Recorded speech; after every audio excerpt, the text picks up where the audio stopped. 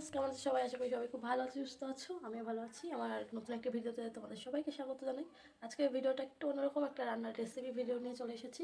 এখন ফুলকপি তো পাওয়া যাচ্ছে খুব সস্তায়, তো ফুলকপি আলুর ঝোল খেতে খেতে বা ফুলকপির তরকারি খেতে খেতে সবাই বোর হয়ে যাচ্ছ। তো চিন্তা নেই, আমি চলে এসেছি নতুন একটা রেসিপি নিয়ে। আশা করি সবাই খুব ভালো লাগবে। এই রেসিপিটা ট্রাই করো। বেশি কিছু লাগে না, 3-4টে মতন আইটেম মানে জিনিস লাগে, আর বেশি টাইমও লাগে না, 5 মিনিটের মধ্যে রেডি হয়ে যায়। তো চলো দেখিয়ে দিই কী কী লাগছে আর কীরকম করে বানাবো। পোয়াটা বানানোর জন্য প্রথমেই আমাদের যেটা লাগছে সেটা হলো ফুলকপি। আমি এখানে ফুলকপিগুলোকে নুন হলুদ দিয়ে ভালো করে সিদ্ধ করে রেখেছি।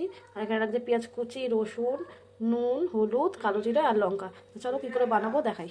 কষিয়ে সর্ষের তেল দিয়ে দিচ্ছি, আর এই রান্নাটা সর্ষের তেলই হবে। যদি তোমাদের কাছে সর্ষের তেল না থাকে তাহলে রিফাইন্ড অয়েল দিয়েও করতে পারো। তো আমি এখানে তেল বসিয়ে দিচ্ছি, তেল গরম হয়ে গেছে।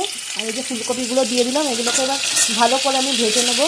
তো এর মধ্যে আমি নুন হলুদ অ্যাড করবো না এক্সট্রা করে, কারণ আমার নুন হলুদ দেওয়াই আছে সিদ্ধর সময়। তো এগুলোকে আমি এখন ভালো করে ভেজে নেবো। কপিগুলো ভাজা হয়ে গেছে, তুলে রেখেছি। আর এই যে এখানে কড়াইতে আবার বেশ কিছুটা তেল দিয়ে, সরষের তেল দিয়ে এর মধ্যে আবার কালো জিরা দিয়ে দিয়েছি।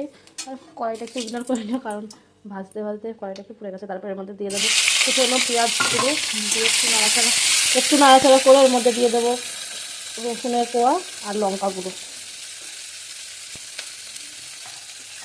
দিয়ে এর মধ্যে নুন আর হলুদটা দিয়ে দেবো। নুন যেহেতু বুঝে দেওয়ার টেস্ট অনুযায়ী, আমি তো যেহেতু সিদ্ধ করার সময় নুন হলুদ দিয়েছি, সেই জন্য এখানে অল্প অল্পই দিলাম, বেশি দিলাম না। তো দিয়ে ভালো করে এগুলো এখন আগে ভেজে নিতে হবে।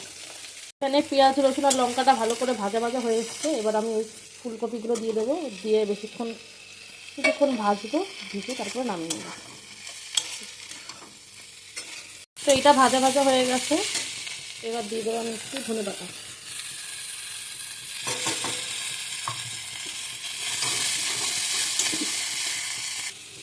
এই ধনেপাতাটা দিয়ে বেশি কিছুক্ষণ নাড়ি চাড়িয়ে এবার আমি গ্যাসটা অফ করে তারপরে এটা বেটে নেবো। তো আমি মিক্সিতেই বাটবো ঠান্ডা হলে।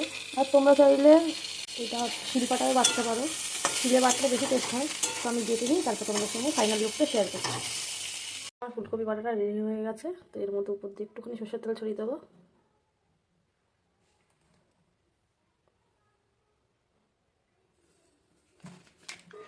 রেডি হয়ে গেছে আমার ফুলকপি বাটা।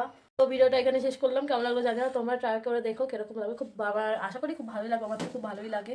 তো নতুন রেসিপি এটা, আশা করি সবার খুব ভালো লাগবে। তো ভিডিওটা ভালো লাগলে লাইক করে শেয়ার করো, আর পেজটা ফলো করে দিও। বাই।